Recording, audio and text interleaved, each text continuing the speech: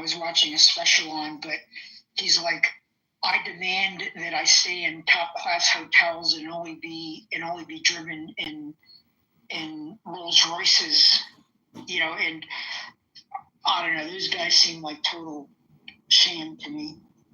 Like what they have to be in the best hotel and be driven in Rolls Royces. Sounds like a scam to me. I mean, and those are, I'm thinking some of the Indian gurus.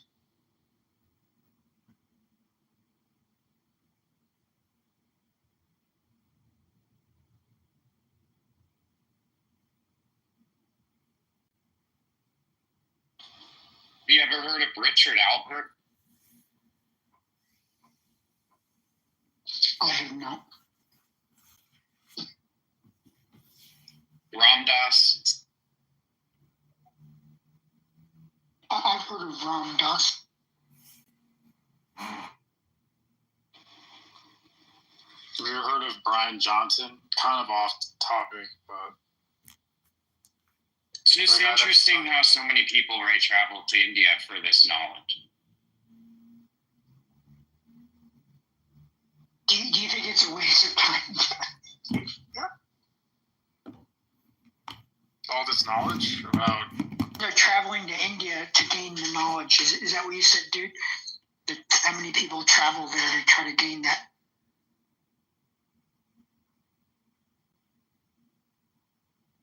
Yeah, I mean, there's whole counterculture. In the late 60s, there was a hippie trail. And there was a lot of people that traveled to India. There definitely is,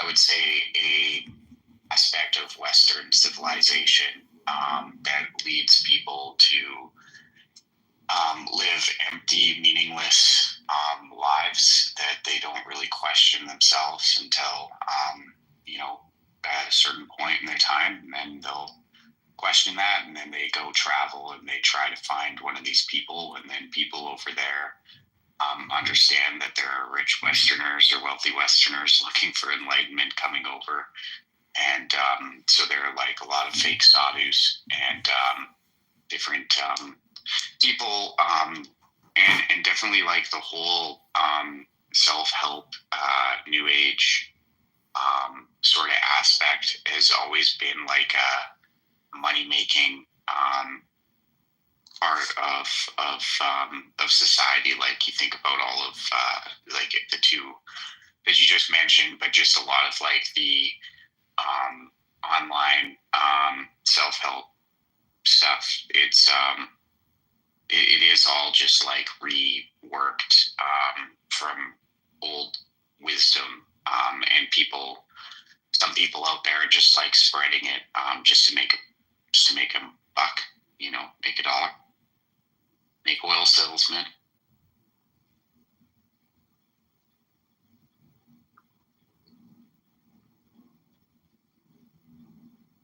So I said both sides are occurring, is that there are people in different structures of I guess ways of living that are just unnatural and are leading towards unhappiness that lead people towards the East, and then there are people in the East that are aware of that and kind of capitalize on that. But there is also I think a great deal of going to experience the culture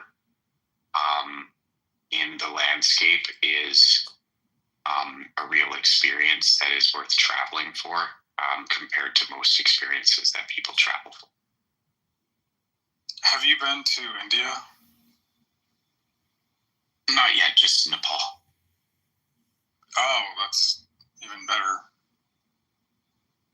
And I wasn't really I didn't plan on it. I just started seeing some girl, and after a few weeks of, just after a short little bit, she asked me to go, and I hopped on the opportunity. Wow. That's on my bucket list. Do you meditate on a regular basis? Kyle? Yeah, I kind of had to. Or else you were going to go completely insane? Well, attention wasn't necessarily my forte. Mm. And like, this is the thing about meditation, is like a lot of it is based off of awareness and attention. And like, they use the word mindfulness, in the West. We're constantly, as we're living, being bombarded by streams of information, and what are we paying attention to? There's a internal lived experience as we're walking throughout life, and I guess a person could even meditate while they're working, right? They can meditate at any point in at any time, and it's just strength. Like, it's at first, it's just, all it is strengthening the attention network. So, like, what are you attending to in the mind, sort of thing? Like, is it a thought about, like, a past experience or regret, a future anticipated experience, like a schedule, a stress, something stress? Like, what are people thinking about? What are they attending to in the mind? And to clear that up as much as possible, to attend to real life as it's happening in the now as much as possible, without minimal mental distortion or chatter. And like, and the reason for this is because, like, the Four Noble Truths, a lot of people are suffering because they're superimposing their opinion onto reality. And that is an attachment to like a view that isn't real. So it's clearing the filter of the mind as much as possible. And so after just working on awareness and attention, it goes much deeper than just that.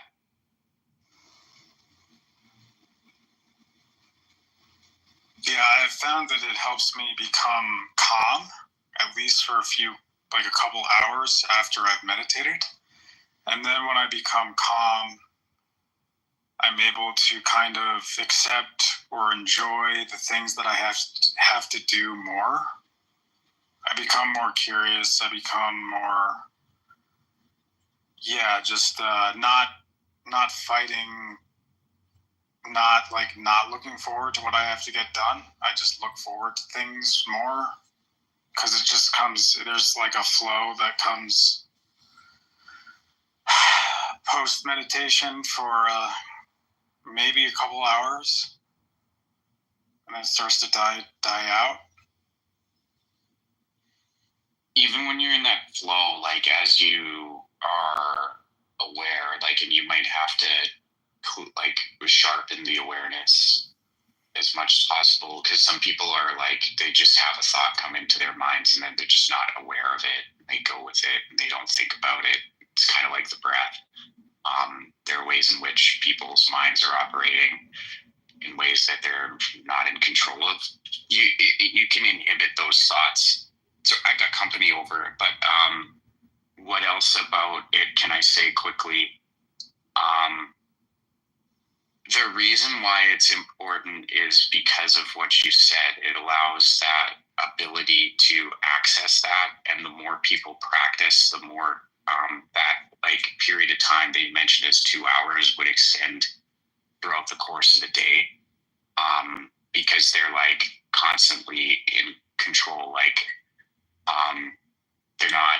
they're inhibiting the intrusive, discursive thoughts that don't serve them, and they're like only paying attention to ones that are naturally, spontaneously occurring as they're living their life in the pure moment.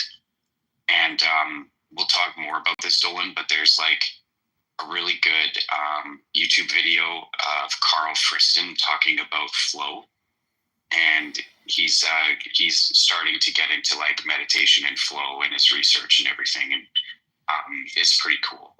But I'll just land it there. And sorry I talked for so long, but I've got to like either just listen for a while or get going because I've got company. But I used to be an angry. No, I'm just joking. It makes it more. Meditation also makes the time that we're together with our friends more meaningful because we're actually paying attention, and that is something that the phones have really tampered with when it comes to like people paying attention to the people that they love. Instead, they're paying attention to their phones and sending a message or something on social media, and that's not really necessarily natural. But it's the way technology is changing our attention, and that's something to be aware of as well as we're speaking about meditation, is how technology is impacting a person's sense of agency. And I'll shut up now and then go over to the audience. I love you. Thanks, Kyle. Love you too. How has Clubhouse affected your attention? It strengthened it because I have to do what I'm doing right now and make sure that I inhibit being on Clubhouse and pay attention to the people around me.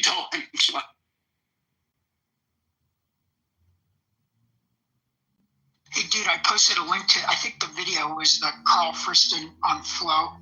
Thanks. Beautiful. Is it the Love and Philosophy one with there's this girl that does a podcast called Love and Philosophy, and it's that one that I was listening to, and it's pretty cool listening to him. And that's all like part of meditation as a person's living. Yeah, it was on a group called Flow and Philosophy. Oh, that would be cool. Well, I was looking for something to check out. It's like I've noticed lately, TV bores me. Like I'll be watching some dumb show or something on Netflix, and I'm like, I just can't focus on it. I don't know. It just doesn't seem interesting. Well, that's beautiful. Let's talk about if there is a difference between focus and attention. Did you catch me picking really my nose? Interesting as it relates to meditation. I gotta go.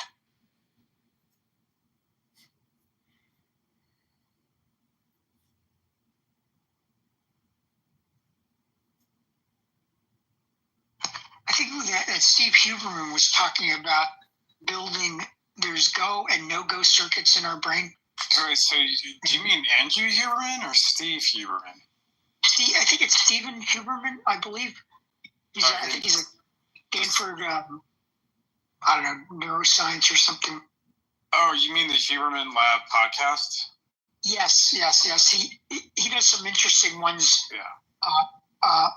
And he's done a lot of training. Like I think he's done a lot of training for special operations and stuff. He's trained soldiers on using breath work to reduce mental stress, which is interesting because you can actually change. Well, you guys all know that you can change your stress level just through breathing. Which is so crazy.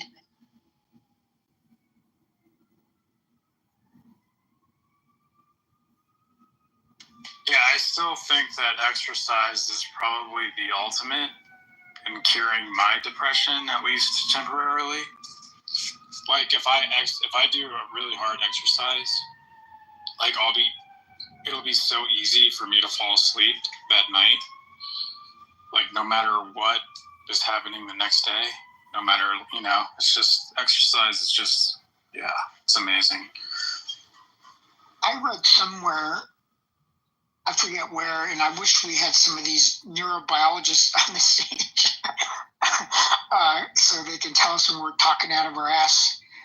I had read that, and that's the problem with my ADHD brain. I forget shit so quickly. Like I'll literally change my own, my brain will shift from one topic to the other, and now I forgot what I was going to say.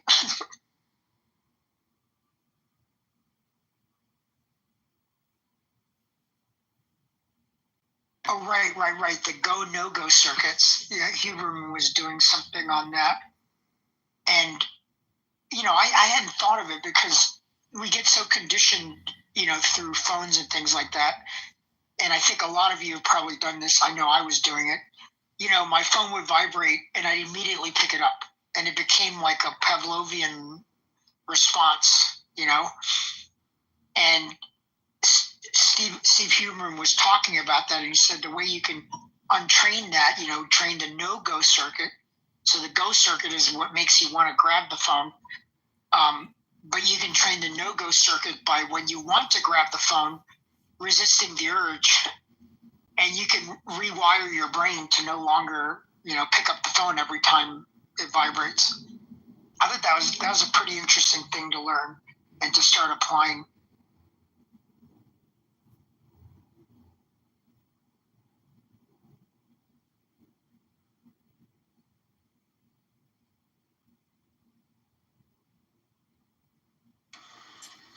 Did you find that the military helped you with a lot of these things, with like discipline and just like mental toughness?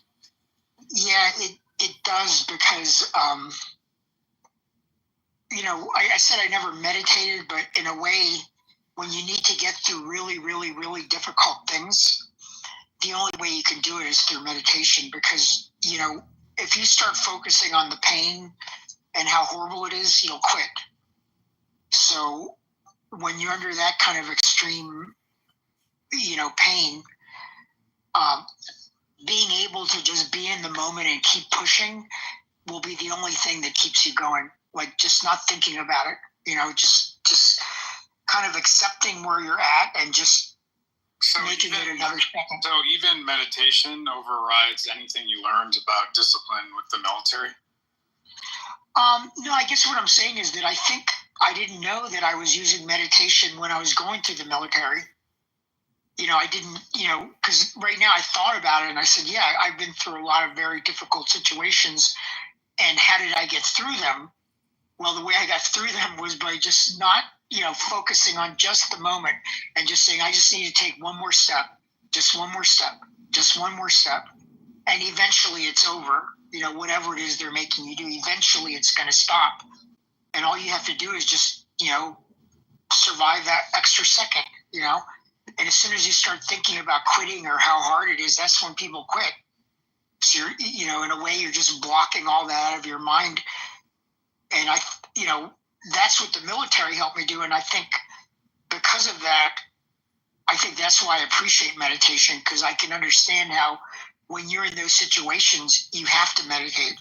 That's the only way you're going to get through stuff like that. I think there was a story of a Nepalese monk.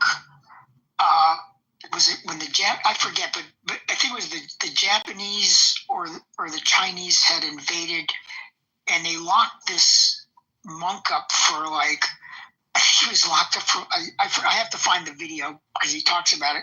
I think he was locked up 10, 20 years or something like that under extreme torture, And he said the only way he survived that was through meditation.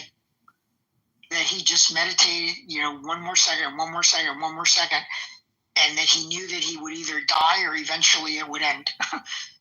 and he eventually got out and he was freed.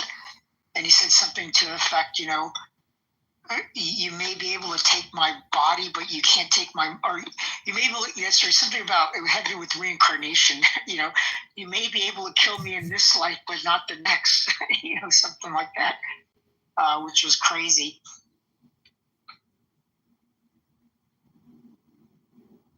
Imagine being in prison for 20 years, getting beaten and just having, how could you survive that?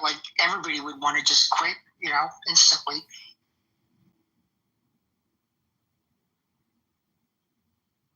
So were you saying earlier that holding your breath, could that improves your attention? Or what does that improve by holding your breath? Oh, holding, I think it improves mental function because, by doing breath holding and breath work, you're increasing the blood to your brain. and you're also learning how to breathe. Like most of us don't breathe. Like if you look at yourself throughout the day, you'll notice that you're not really taking full breaths. You're just kind of breathing from the top of your lungs, and becoming aware of your breath and taking air throughout the day will raise your blood oxygen level, which is better for brain function. So yeah, that's something that has improved. And also it improves all other stuff like running, it improves cardiovascular stuff. So the breath work helps with the cardiovascular stuff.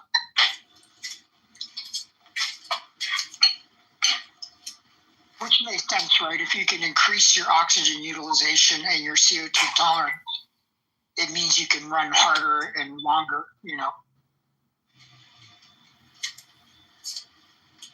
You say you meditate, Golan? Do you meditate? Yeah, I mean, it fluctuates. Like, I'll go months of doing it, like, every day, and then I'll take long breaks. Like, I'll go weeks and months, and even, I'm not consistent. That's my problem. But I do find it's just hard to sit there, and do it. Because I have ADD too, so it's, it's hard to do. Actually, the dive tables might help you too, because that's the problem I was having with meditation. You're just not doing anything, right? But the dive, doing something like controlled, breath holds gives me that distraction. I don't know how to explain it, but it gives me something to do. So I'm not doing nothing while I'm holding my breath or while I'm meditating. And I think that makes it, I think it enhances it. I think my meditation is better and my breath holding is better by combining the two. They kind of help each other.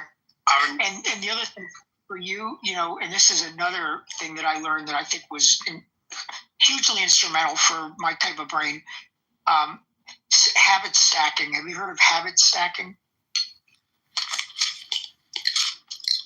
I think I read about that in that book. Have you heard of that book, Atomic Habits? No, I haven't read that one, but I forget where I heard about habit stacking, and I started doing that. And it's a good way to create a habit. Like, the meditation, what I do is I told myself, I said, first thing in the morning, before I pick up my phone, I'm going to do this. And it only takes like a minute and a half. So it's not like a big commitment, like if you can't wait a minute and a half to check your fucking phone, like what the hell is wrong? So do you have major checklists? No, I don't, but I generate patterns in the day, like I have to have patterns in my day, and that way I don't need a checklist, so like, and I know this is going to sound Rain Man-ish, but that's how our brain, that's how we're able to operate, is by, having set things that we don't have to think about, right? So I get up in the morning and without thinking, I'll do the gratitude practice. And I just do it. I hit probably about 90% of the days I'll do it. There's some days where I'll miss, I don't kill myself over it. And then I love to have an espresso first thing in the morning. And now we're talking about a habit, right? Some people might say it's a bad habit. I don't know, but I like an espresso first thing in the morning. I do find that caffeine kind of increases my anxiety, and I find that I actually find that when I don't have coffee, I'm actually happier, but I have more energy when I drink coffee. So, and I think I have maybe a little more awareness, but I'm not as happy as I would be if I did not have coffee. Oh wow! Well, I've blown that one because that's become a habit, and like now I look forward to it, and I like the taste. For me, it's really not the effect. I really like espresso with heavy cream and sugar, and it just tastes good, so it's more, I think for me, it's more of a food thing, not so much the caffeine end of it.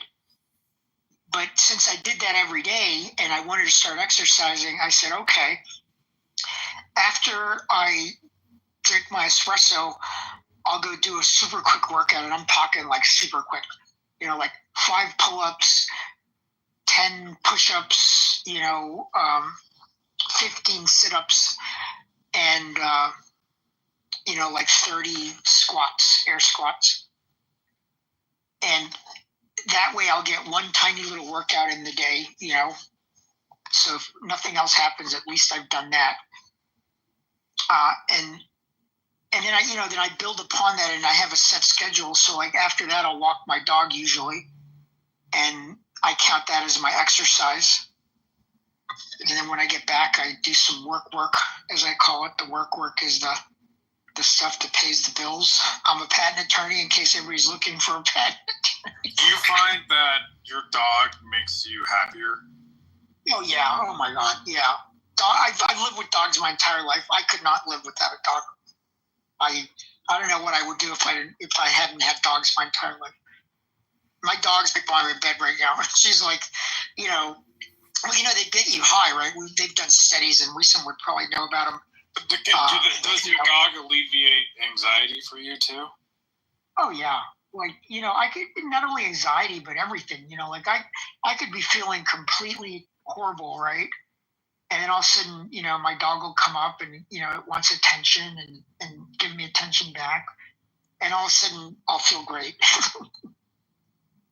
Dogs are incredible. I've got a Belgian Malinois. She's crazy. This dog is insane, just like the owner. I took her on an 8-mile walk the other day, and she gets back and not even tired. She wants to do like another hour.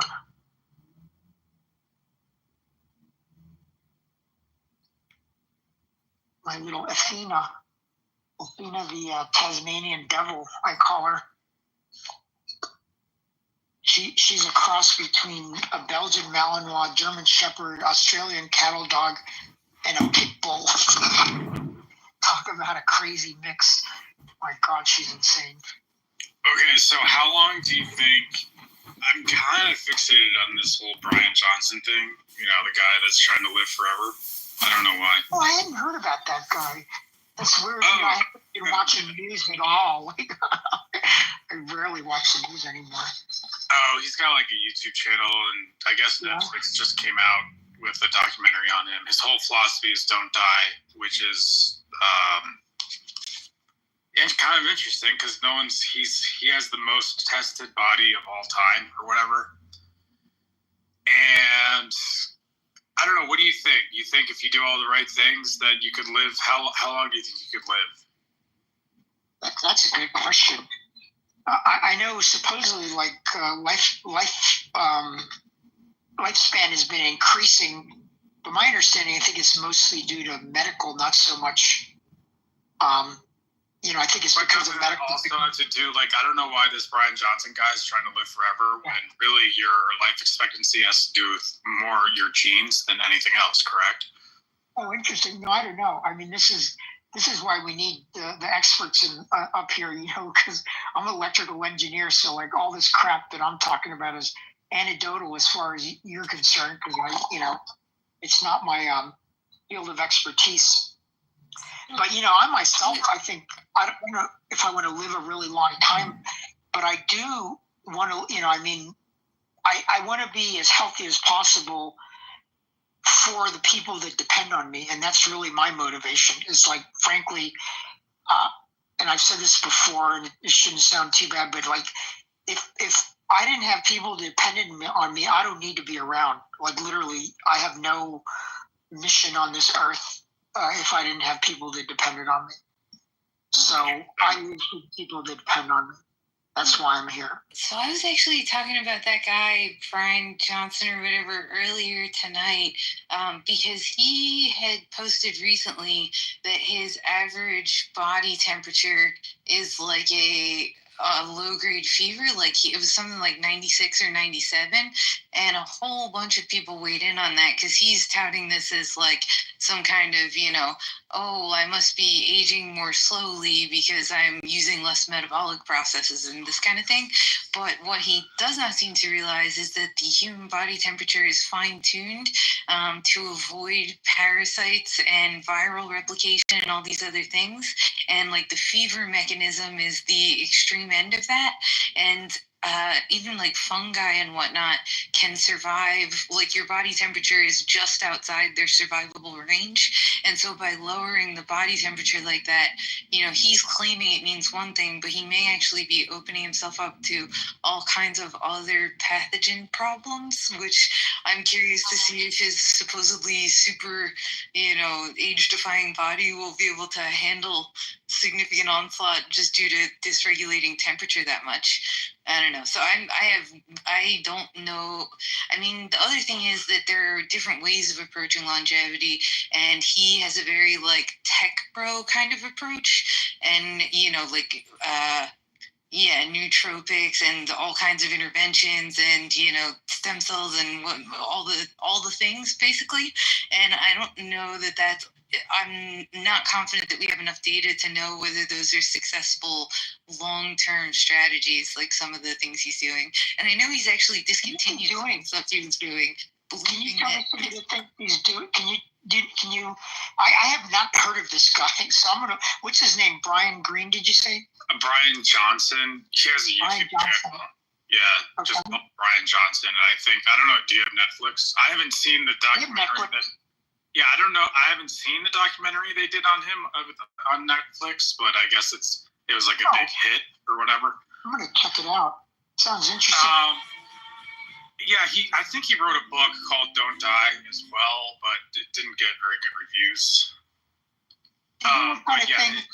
What kind of things he practices? I know nothing about this. I know that he eats like the same thing every day. He has this like pudding that he eats a lot of nuts and berries, but then he eats like cauliflower and broccoli as well. I think he said he was on the Club Random podcast with Bill Maher the other day, so I watched some of that.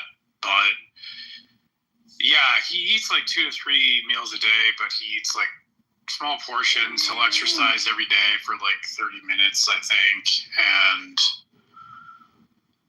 but then also he makes sure like the air in his home is really clean or whatever, an air purifier.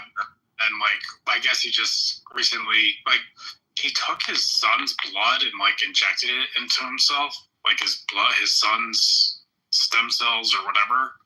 I don't know if it was stem cells or blood. Like he took the blood of a younger person and like injected it into Yeah, so he did the whole stem cell thing. And is he a tech billionaire?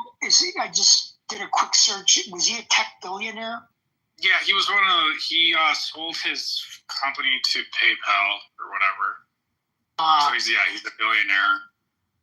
But so he spends $2 million a year on trying to reverse his aging, or what do they call it? Escape velocity. This is my opinion, but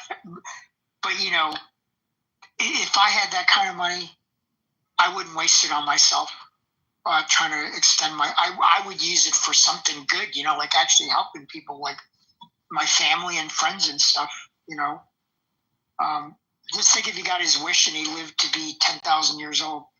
But one of the interesting things, he does meditate, I think, twice a day, in the morning and at night.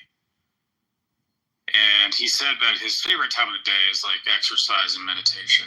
So, I don't know. It's just, I figured you might be interested in it. But yeah, for me also is stress, right? Like if you can alleviate your stress as much as possible, I feel like you have a much better chance of living a lot longer. I think stress is like in all animals is a major factor. I know for fish, for example, I raise, for my profile, I'm an inventor and I built a greenhouse that grows fish, plants, and mushrooms. And the fish, you put them under stress and they'll die, pretty quickly, whether it's chemical stress or other types of stress. So the other interesting thing is that he measures his erections of his penis every night. So that's actually really interesting because, apparently, like the more erections you have, basically, like when you're asleep, like the healthier you are. Well, shit, I'm hooking. Yeah, your ability to like maintain an erection and just like, yeah, if you're walking around all day with an erection, it's a good sign. Wow. Okay. Well, it's interesting. I at one point I was kind of tired or whatever, and I kept hearing about low T. Low So, testosterone. Yeah, I'm 66 this February. So I had my doctor test me, and of course, it's Kaiser, and you have to like convince them to, like, she's like, why do you want to test it? I go, I don't know. I want to know where it's at. She's like, well, do you think you have a problem? I go, I don't know. That's why I want to test it. Oh, you want to test your penis? Testosterone, my testosterone levels. Yeah. And I'm saying I had to talk the doctor into doing it, and I'm paying for fucking health insurance. Anyways. Yeah. So I had it tested, and it came back for like, I have a testosterone of an 18 to 21-year-old. And I thought I was like, wow, that's great. I have all this testosterone. But then I heard that it also increases the probability of prostate cancer. So, I didn't know that. And one other thing I didn't realize until recently, that cholesterol can also increase your testosterone, even though cholesterol is generally considered to be not that good for you. And you get a lot of your cholesterol from eating meat, right? Or whatever. But yeah, I'm pretty sure Johnson does not eat meat, and but he doesn't claim that meat is necessarily bad for you. That's just his regimen. So, yeah. I guess, yeah, meat. The founder of Whole Foods says that meat is bad. So, I'm going to go with what the founder of Whole Foods says. Because it can increase your chances of heart disease, cancer. I'm wondering, though, whether it's the way we raise the meat. Like, for example, I'm from Ecuador, and there's people that will, they're living they live into the hundreds. It's considered a blue zone. And, these are peasants, that are living on a farm, not even a farm, a house with a backyard. They'll have a couple of cows, some chickens. And when you say blue zone, do you mean happiness levels are high? No, there's a book called Blue Zones where some guy studied places that had people that were, what do you call people that are 100-year-old octarians? I forget the term. That had the highest population of people that live past 100. Okay. And he identified all these different, that he called them blue zones. And, there's still, there's places that are eating meat and chicken, etc. However, it's not being raised the way we raise it. Like the meat that we're getting, pesticides, GMOs, all that. Yeah, it's not healthy. Steroids. Now, the meat they're eating, like a chicken they raise and a cow that they raise, perfectly fine. And again, they don't overdo it. They're not eating just burgers. They'll have some meat with some salad, etc. And they're fine. But of course, here in the Western world, in the United States, we have the whole middle aisle of the supermarket that you're supposed to avoid, right? And even the meat and the chicken, that's farmed the way it is probably causing us cancers and things like that, I would think. Or I've read. Again, I'm not a biologist, so I'm not here to point statistics or whatever. But my understanding is that some of the stuff they put into the food, the way it's grown in factory farms, is not good for us, and that seems pretty obvious. I also heard that I do find that when I do fasting, like say if I skip a couple of meals or maybe 3 meals, if I go 1 or 2 days or like a day without eating, I do find that my awareness increases a little bit. Do you find that? Do you ever do intermittent fasting? Yeah, I think intermittent fast. I'm pretty much like, I'm almost even worse than that. I'm like on a 1 meal a day. It's just kind of evolved to that. I was doing intermittent fasting, and then eventually it just became like a 1 meal a day sort of situation. And I know a lot of people find that really weird, but my body's just gotten used to it, and it's very convenient, because I only have to eat one time, and that's it. And it's mostly because. Do you eat meat? But we do, but not a lot. Like my wife, she cooks for us, and she varies it really well, like pasta and fish, chicken. But yeah, I guess I do eat meat, but not. I guess what I'm trying to say is we don't have it all the time, and it's pretty varied between poultry, fish, and you can't meditate, buddy. You can. And cow. Mm-hmm. How about yourself? Are you vegan? Yeah, at this point, I'm pretty much a vegan at this point. Yeah, I've been a vegan for like at least 2 years. You don't want to hear the argument. And that in the end of it, I was like, are you freaking kidding me? Yeah, that was like. And then I was accused of stonewalling, by the way. I was the one. Yeah, so he wouldn't give the argument. Like today, because this is one thing that's kind of been really going on. I'll stay up for a few hours and then I gotta go lay down Sorry, and go to sleep. I apologize. Yeah, go ahead, man. No, I already sneezed it out. Because they're emotionally like 10. And I wonder if that's, just, that just seems to also, be boomers, stiller of this generation, like, did you find it, Jeff? No. What? Oh no. Are you serious? I hear it. I definitely hear it. Okay, good. Oh my goodness. Can you do the find my thing? Usually you can do that in your map because your car is you have the keys. I haven't done it in a while, so forgive me for not knowing. Yeah, I don't think it'll tell me. Up, is that my car? I don't think it'll tell me what floor it's on. Okay. You can if you change. I found it. Oh, you did! Good. Somehow I thought I was on the 4th floor, but I'm on the 1st floor. I don't even know how that's possible. Oh my gosh. That was the only floor I didn't look at. Yay, I feel better now. Me too. I don't know how I got it in my head I was on the 4th floor.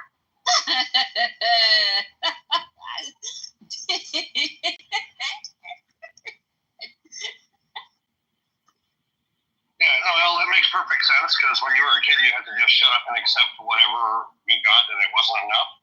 Yeah. And do whatever was told upon. But Well, yeah, you have to. Right, and she was. Do you remember? She was. Now what you're doing. Now what you're saying is what you're doing is not enough. Right. So now you're feeling like you're doing everything you can, and she's saying it's not enough. So it makes. Well, and then she, sort of throws in that, comparison to my children. I know you don't go that long without speaking to Chloe. So, okay, they're my children. Of course I speak with them more frequently, as if that's a problem. And, she was sick when I was growing up. I mean, we lived with my grandparents for a while. She was very ill. And again, being the oldest, I became a caretaker. So I don't know. I know it's all intertwined and very. I'm over it now, but man, it bothered me for days. It just really bothered. I don't have anything solutions, but I freaking understand. And it's weird because it's now that they have time on their hand, or let's just say to your mom's sake, now that she has time on her hands, she's picking apart why isn't such and such on my speed dial and not ready for me immediately like they were when we or younger growing up. Well, the other thing, Kristen, that she's weaponized recently, not even recently, she's been doing this for 5 years, like, you know, expediting her death. Well, I'm not going to be here forever. Like this, some sort of guilt trip, you know. I don't even think I'll be here 5 years from now. And I want to say, Okay. well, you're nearly 80, so that, yes, that's possible. You know, I don't know how this, like everything is about, I won't be here. I've got to, you know, and I'm like, Mom, I don't know what to tell you. You're right. You might not be here. So let's not spend the remaining years complaining. Bickering. You know, just a thought. Yeah. My mom would do that too. And in retrospect, I wish I had said something of the nature of, what is it that you're needing from me? Right. What am I doing? Or what am I not doing that you need from me? I'm exhausted. Right now. You know what, Kristen? I'm wondering, like, I don't know if they know. It's like they want you to fill the void. Yeah, I have no idea. You know what I mean? Like, I feel like she's wanting me to fill this void that, dating is like war. You know, frankly, I love her to pieces. I don't have, I mean, I have kids. War. I now have a granddaughter. I have a job. I have things. Now I have the ability to travel. I want to do those things. Yeah. And she's not, I mean, she's capable. She takes care of herself. She's not, you know, disabled in any way. Right. She's healthy, otherwise healthy. Yes. So I don't know what it is. Meditation. You know, that more fun. She needs, and I am the one that she complains to. Like, she doesn't do this to the others. Dating is like war. All is fair. I wonder what the others do. Complains. When they hit a certain age, the thing about, you know, my mom's in her 80s. When they hit a certain age, there's this weird kind of erase button or reset button. Yes. Where you turn back into their direct family again. Because when, you know, it's weird because when you have kids and you're young, they roll into grandparent and they're happy to be grandparent. And you're a parent and they come babysit or they help or whatever.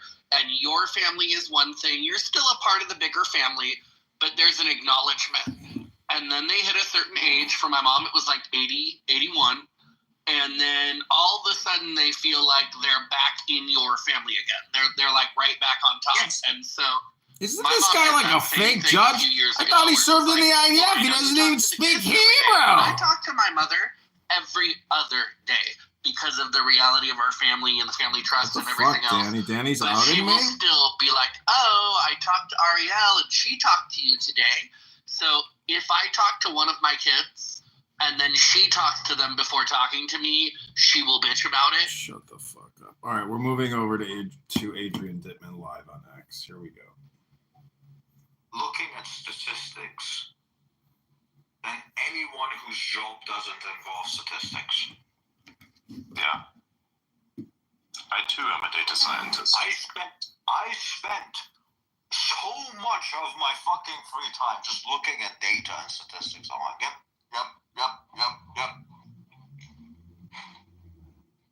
Oh, this is the market share on this specific product. See the bikini before. This is the market share in fucking Brazil. This is the market share in India. This is the market share in the US. Do I sell this product? Fuck no. But I want to know the statistics. Mm-hmm. But here's the interesting part. Here's where it gets interesting.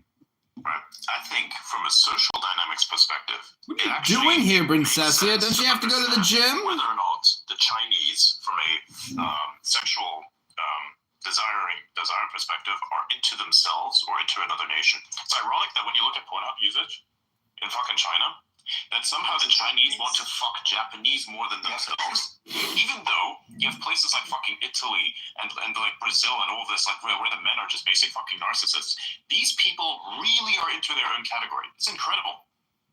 And why is Poland into anal? Explain this one to me. Why? What the fuck is wrong with Canada? Why is Canada lesbian? What the fuck is this shit? What's going on there, man? The French influence, I swear. To be fair, And then the French, they're like into all of their own search terms. They literally have like zero international reach. What the fuck, man? What the fuck is wrong with these people? Can somebody explain to me what's wrong with French people? Why are you so into yourselves? Like even on the porn level, it's hilarious, man. To be fair, specifically with China, it's not like the Chinese people have many good porn options for Chinese people. Oh my god. No, I'm serious. Like, pretty much the only country in all of Asia that has like a massive porn industry is Japan. This is true. I want to know, what does China have state-sanctioned porn? No, I'm pretty sure China. I'm pretty sure porn. Are you missing Diego, Princessia? Did he leave you? Did he leave you in your J-word hate? He's probably dating a J-word now. You love him so much, you should love yourself, fatty. You're such a loser. Such a sucker. There's no such thing as Diego love. Just love yourself and go from there, fatty. So this was something that they were resorting to, where it was like sexually suggestive. And that's the reason why I know that porn is banned in China. I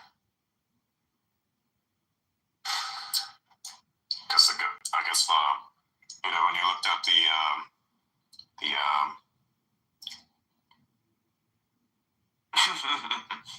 it reminds me of something. There was this weird political counter advert that was put out by the lefties during election time in the US about somehow you not having like your own porn preferences. I didn't even understand the message of it anymore. It was super fucking libtard bullshit. Either way, it's funny because that's like what China effectively did with this, right? Like they cracked down on their own porn category. Why did they just have state-sanctioned porn? Do you think North Korea has state-sanctioned porn? If any country has state-sanctioned porn, I want to know what it is. I don't think so. The only country I could see potentially doing I'm gonna learn Chinese. Wait, what? The only country I can see doing that is the Netherlands. Oh yeah, because they have it like baked into the law system. Let me check. I know. Apparently, I was told by someone that if you're like fucking disabled, and you're getting government benefits, apparently the Netherlands pays for hookers for you, the government, because they see like having sex as like a human right or something. We need to go there. We need to get our state-sanctioned hookers. Imagine getting fucked by the government, but literally.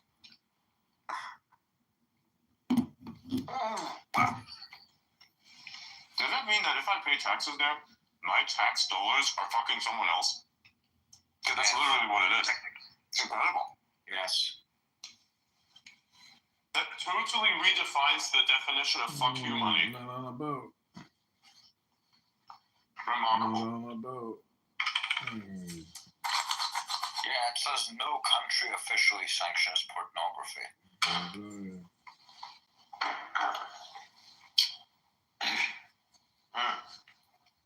But not for real though, I think I need to start learning Chinese. Which Chinese? The most popular version of it, the one that's like used by the general population, especially when it comes to anything that's like communication. You're talking Mandarin, but with Mandarin, are you talking specifically traditional? Or I'm gonna look at classical. I'm pretty sure I'm gonna look at like classical Chinese. Whatever is, again, I don't care. Whatever is used more commonly. That's simplified. Yes, so I'm gonna learn that shit. Depends what country you wanna work with. If it's Taiwan, you need traditional. I'm not gonna work with Taiwan. I don't get any parts from Taiwan. Right. So you want to simplify them. I want to be able to, as a troll, read the Communist Manifesto in Chinese to someone who I believe is like an intelligent agent. Just kidding.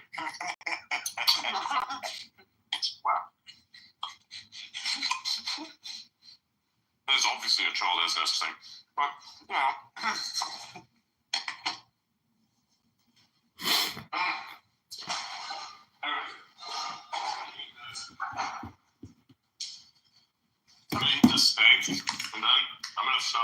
exercising massively. Today, I'm gonna do 120 push-ups and diamonds and sit-ups.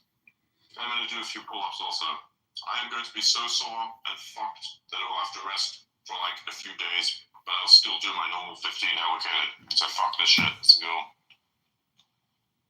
Yeah. So it says organizations in the Netherlands, like, I don't know how the fuck to pronounce that, provide sex care for people with severe disabilities, focusing on intimate physical touch and sexual satisfaction. Jesus Christ. Flexzorg. What? I don't know. Send it to me. I don't know what the hell he's saying there. Send it to me.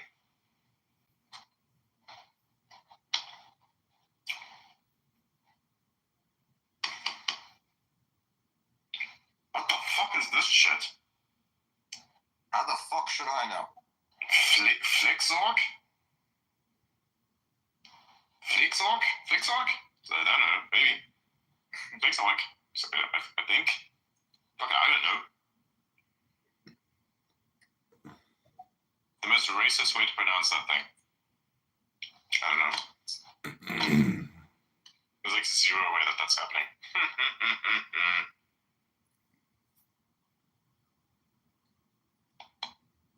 Oh my god. What the hell is this shit?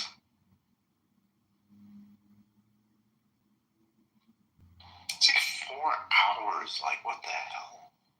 I'm looking at some like random shit that's coming across my timeline. For some reason, my posts about the super heavy Uso catch is performing like hella. That's a good post. I like that one. Government, wow, 12 times per year. It's like once a month. Incredible. So it's like it's basically like sex in the Netherlands is like paid leave. That's weird. Wild. I don't think anyone truly understood the Socrates meme. Not Socrates meme, sorry. The Kaiser meme.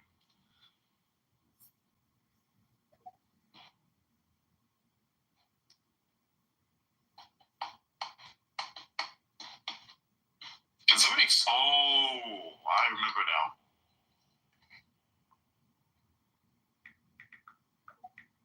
And by the way, did you guys see this? The CIA is becoming based again. Really? Holy shit! Fucking yes! Wait, what? So lightning just struck right next to me. Okay, that storm is going to be on top of me in like 2 minutes. Damn, dude. Another I literally saw the flash, and it's like, and the sound of the crack,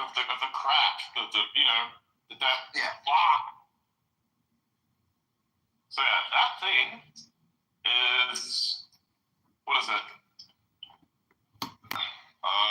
It's like 400 meters away.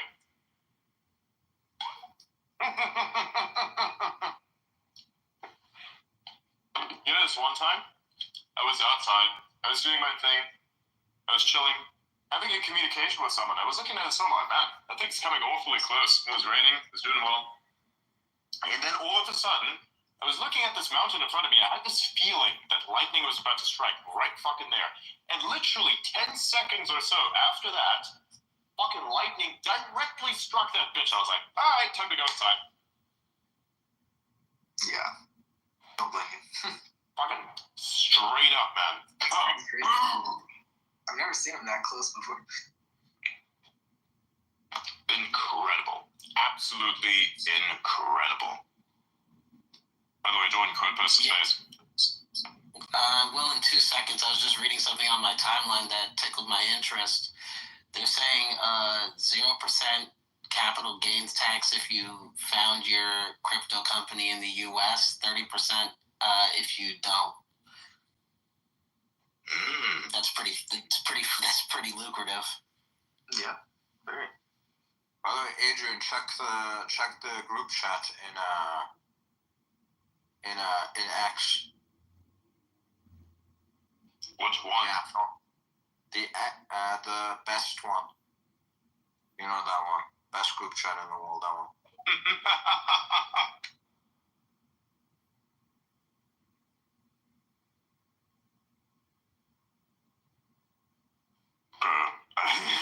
He will. That's funny. Don't die. He will if he doesn't watch the anime. Yes, this is a threat. And then the fucking cat.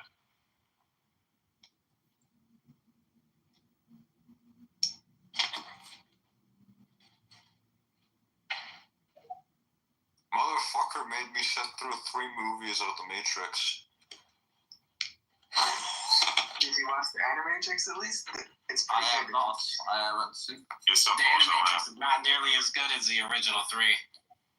Yeah, but it's still cool. It adds a little bit of color to it, like the world and everything. Yeah, but compared to the originals, like, come on. No, it's pretty good. It's extended lore. Everybody gets gotta love the extended lore. A true appreciator of the lore is like you have to understand the. I don't know. I guess it wasn't that impressive for me because I'm watching it like later than everyone else. But if you watch it from a young age, it was probably super impressive. Yes, it was. I was like 10 years old or something when I first saw it, or 12. Keep in mind, these movies are from the very early 2000s. Like, VFX were barely making it, you know? Yeah. So that's what that was incredible.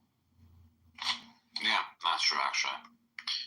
That one scene with the helicopter where it flew into the side of the building there, and the way that panned out, that thing nearly bankrupted the fucking movie. Yeah, you said that, yeah. No. Yeah, you know that they shot that 5 times, and the last time they shot it, they weren't going to give them another helicopter. Wait, was that a real helicopter? Yeah, that was like their 5th or 6th helicopter. The last